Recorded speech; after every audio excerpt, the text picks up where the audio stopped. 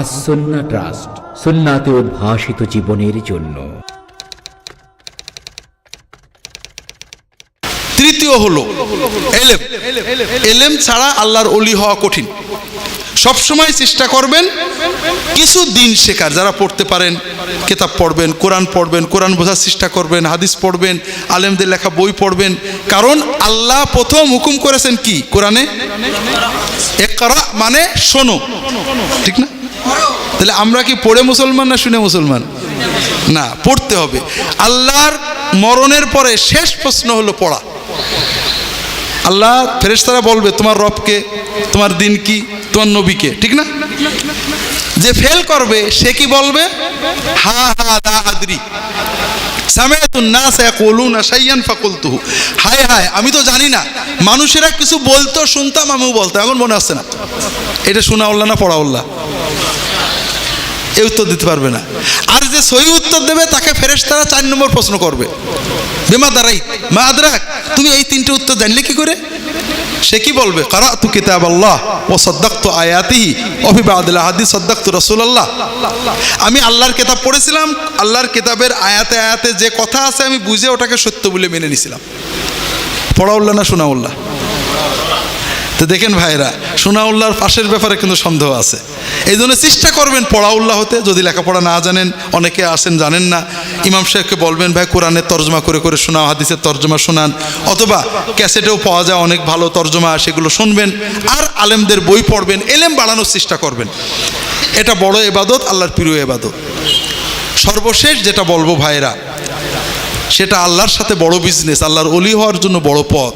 সেটা হলো মানুষদেরকে আল্লাহর পথে ডাকা। কথা বোঝেননি? আপনাদের এই মসজিদের আশেপাশে বেনামাজি মানুষ নেই? গত 10 বছর 20 বছরে কয়জন বেনামাজি মানুষকে আপনি নামাজের দাওয়াত দিয়েছেন? দিয়েছেন? আল্লাহ কিন্তু ধরবে। ভাইরা, আমরা মানুষকে ঘৃণা করি, ও নামাজ পড়ে না, ও ভালো না। ভালো তো না, ওকে ভালো বানানো আল্লাহ ধরবে তো। ও তো কিয়ামতের দিন বলবে আল্লাহ অমুক আমার দোকানে বাজার করতো, আমার সাথে চা খেতো, নামাজ না পড়লে যে আমাকে তো বুঝায়নি, আল্লাহ ওরও ধরতে হবে। তো ভাইরা, মানুষকে ভালো কথা বললে কি লাভ? আপনি কিছুই না, ভাই চল না মসজিদে যাই, নামাজটা পড়, ফরজ নামাজ পড়ে চলে আসবি, ভাই চল, ভাই আমার কাপড় পাক নেই, কাপড় লাগে না, কাপড় না পাক থাকলে যদি পাকের ব্যবস্থা নেই, না পাক কাপড় চল না ভাই যাই, জোকের মতো ধরবেন। কথা বোঝেননি? আপনি যদি একজন মানুষকে একটা ভালো কথা বলেন, ও মানুক আর না মানুক, আপনার আমলনামায় বিরাট একটা সৎকার সওয়াব জমা হয়ে যাবে। আর ও যদি এই কথাটা শোনে, আপনার কথায় কোনো লোক যদি ভালো হয়, এর চেয়ে বড় বিজনেস নেই। একটা মানুষ যদি আপনার কথায় ভালো হয়েছে, আল্লাহর পথে এসেছে, খারাপ কাজ ছেড়ে দিয়েছে, ভালো কাজ শুরু করেছে, ও জীবনে যত ভালো কাজ করবে, ওর কারণে কিয়ামত পর্যন্ত যত ভালো কাজ হবে সমান সওয়াব আপনার আমলনামায় জমা হয়ে যাবে। আল্লাহর সাথে এসছে বড় বিজনেস নেই ভাইরা। তো ভাইরা, আমরা বুঝি না, আমার লম্বা সময় নেই, আমি 11টায় চলে যাব, পাকশি যাব এখন আল্লাহ যদি নেন।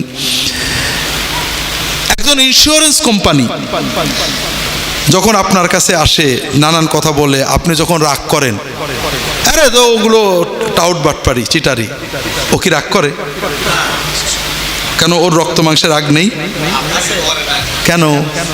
ওর স্বার্থ আছে। আপনাকে ঢুকাতে পারলেই কমিশন পাবে, তা আপনার স্বার্থ আছে না? আপনি যদি মসজিদে ঢুকান, আপনাকে কমিশন দেবে কে?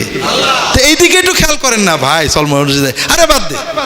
আপনি বলেন আলহামদুলিল্লাহ সওয়াব আমার বাড়লো, ভাই চল না, তোর আমি মসজিদে ঢুকে আমি জান্নাতে যাবো, তুই চল, একদিনের জন্য চল না ভাই, তোর পা ধরাই ধরি, অসুবিধা আছে? মানুষদেরকে ভালো পথে ডাকবেন, এর চেয়ে বড় ইবাদত নেই। প্রত্যেকেই নিয়ত করেন না মাসে একটা মানুষ আমি নামাজি বানাবো, চেষ্টা করেন। আল্লাহ সবাইকে তৌফিক দান করুন, আমিন। ওমা তৌফিক ইল্লা বিল্লাহ। আল্লাহুম্মা সাল্লি আলা মুহাম্মাদিন নবিয়্যিল উম্মি ওয়া আলা আলিহি ওয়া আসহাবিহি আজমাইন। আল্লাহ তাআলা সবাইকে তৌফিক দান করুন, আমিন।